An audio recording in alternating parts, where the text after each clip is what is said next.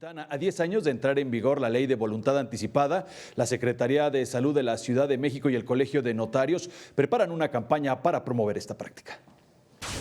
La Secretaría de Salud local y el Colegio de Notarios de la capital firmaron un convenio para dar inicio a la campaña Marzo, mes de la voluntad anticipada, con el fin de que más capitalinos accedan a este documento a un menor costo.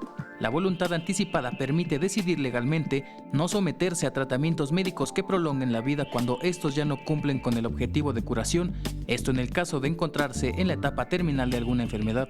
Se redujo la edad de 70 a 65 años para todas las personas adultas mayores interesadas en obtenerlo, para que paguen un monto aún menor. El trámite de la voluntad anticipada tendrá un costo de 1,200 pesos más IVA para personas mayores de 18 años, mientras que para adultos mayores de 65 años tendrá un precio de 400 pesos más IVA.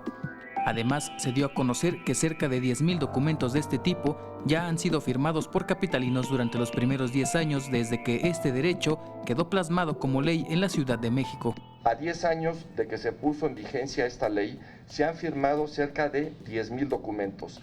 Alrededor del 75% han sido a través de notarías y el 25% restante firmando el formato de voluntad anticipada directamente en los hospitales.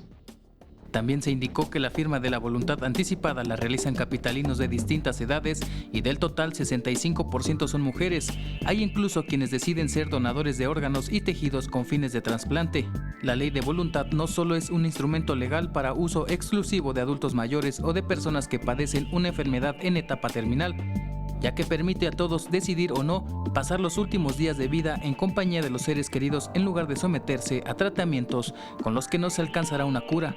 Para mayores informes pueden ingresar a la página de internet www.salud.cdmx.gov.mx/actividades/voluntad-anticipada. Héctor Mendoza, 21 Noticias.